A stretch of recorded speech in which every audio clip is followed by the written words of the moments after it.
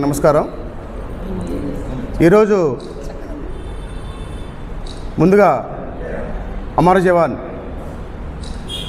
మురళీ నాయక్ గారికి నివాళి వైఎస్ఆర్ కాంగ్రెస్ పార్టీ తరఫున దేశ రక్షణ కోసం మరణం ఉంది.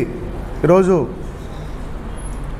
ఆయన అంత్యక్రియలు జరగబోతున్నాయి కాబట్టి ఆయన ఆత్మ శాంతించాలని వైఎస్ఆర్ కాంగ్రెస్ పార్టీ తరఫున మేము నివాళులు అర్పిస్తున్నాం. అయితే నిన్న ఒక సంఘటన, మొన్న ఒక సంఘటన, ఈ కూటమి ప్రభుత్వం వచ్చినప్పటి నుండి ఇప్పటిదాకా కేవలం మహిళలు, దళితులు, బీసీలు, ఎస్టీలు వీళ్ళ మీదే టార్గెట్గా, వీళ్ళు ఈ సమాజంలో భాగం కాదన్నట్టు. మహిళలు ఈ దేశంలో సగానికి పైగా మహిళలు ఈ దేశంలో ఉన్నారు. మరి మీరు ఎలాంటి గౌరవాన్ని మహిళలకు ఇస్తున్నారు? అర్ధరాత్రి అపరాత్రిని చూడకుండా ఒక నైటీలో ఉన్న ఒక మహిళ, దళిత మహిళని, ఒక ఎంపీటీసీని చీర మార్చుకొని వస్తారని చెప్పి ఆమె బతిమలాడుతున్నా కూడా ఒక మహిళా కానిస్టేబుల్ లేకోకుండా మీరంతా పురుషులు ఏ విధంగా ఆమెని లాక్కెళ్ళి ఒక వ్యాన్లో పడేస్తారు?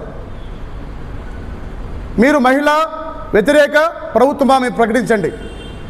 నిన్నటి రోజు మా మాజీ మంత్రివర్యులు ఒక బీసీ మహిళ నడి రోడ్డు మీద మా కార్యకర్త యాక్సిడెంట్లో గాయపడితే పరామర్శించడానికి వెళ్ళి వస్తున్న సమయంలో నడి రోడ్డు మీద ఒక మహిళని చూడకుండా, ఒక మాజీ మంత్రిని చూడకుండా అక్కడ నడి రోడ్డు మీద నిలబెట్టి ఏ విధంగా ప్రవర్తించారో ప్రపంచమంతా చూసింది, దేశమంతా చూసింది.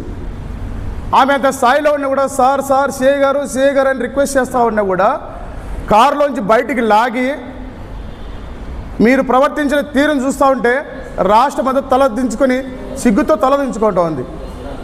మహిళలంటే మీకు గౌరవం లేదు, దళితులంటే గౌరవం లేదు, ఎస్టీలంటే గౌరవం లేదు. మీరు ఖచ్చితంగా చెప్తున్న ఒక దళితుడిగా ఇది ముమ్మాటికి మహిళా వ్యతిరేక ప్రభుత్వం, దళిత వ్యతిరేక ప్రభుత్వం, బడుగు బలహీన వర్గాల వ్యతిరేక ప్రభుత్వం. మీ దమనకాండని రాష్ట్రమంతా చూస్తూ ఉంది. మీ దమనకాండలు సాగవు. ఖచ్చితంగా రాబోయేది వైఎస్ఆర్ కాంగ్రెస్ పార్టీ. మీరు మూల్యం చెల్లించుకుంటారు, భారీ మూల్యం చెల్లించుకుంటారు. మా ప్రభుత్వంలో మా నాయకుడు పరిపాలన చేసినప్పుడు ఏనాడైనా ఒక మహిళ మీద చేశారా? నడి రోడ్డు మీద ఈ విధంగా ప్రవర్తించారా? బట్టలు మార్చుకుంటామని కూడా వదిలిపెట్టకుండా ఏనాడైనా మా ప్రభుత్వం జరిగిందా?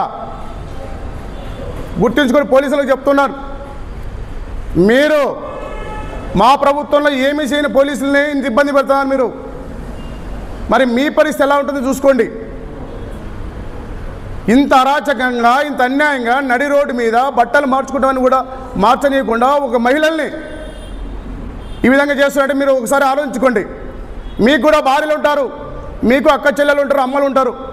మరి మీరు ఏ విధంగా ప్రవర్తిస్తున్నారు? మహిళలకు ఇచ్చే గౌరవం ఇదేనా? ఒక మహిళా హోమ్ మినిస్టర్ అయి ఉండి మా ప్రభుత్వంలో నువ్వు నోరెత్తుకొని ఇంత పెద్ద ఎత్తుకొని మరి మీద పడిపోయావే. ఈరోజు ఎక్కడ దాక్కున్నావు? పవన్ కళ్యాణ్ అంటాడు నాకు మహిళలంటే గౌరవం, మహిళల రక్షణ కల్పించడానికి మేము ప్రభుత్వం ఏర్పాటు చేస్తున్నాం అని. మరి పవన్ కళ్యాణ్ ఎక్కడున్నాడు? చంద్రబాబు నాయుడు మహిళల మీదకి వస్తే ఆ రోజే శివరి రోజు అన్నాడు. ఈ పాటికి మీరు ఎన్ని శివరి రోజులు మీ వాళ్ళకి కల్పించారు? ఆ పోలీసులకు నిన్న శివరి రోజా? మన కలపలని ఆమెని తీసుకెళ్ళినటువంటి ఆ పోలీసులకి శివరి రోజు అయిందా? మీ మాటలు ఒక రకంగా ఉన్నాయి, మీ చేతలు ఒక రకంగా ఉన్నాయి. మీరు చెప్పేది చేయరు, చేసేది చెప్పరు. మీరు దళిత వ్యతిరేక, మహిళా వ్యతిరేక పార్టీ ఇది. తప్పకుండా దీనికి మూల్యం చెల్లించుకుంటారు. ప్రజలు దీన్ని గమనిస్తూ ఉన్నారు.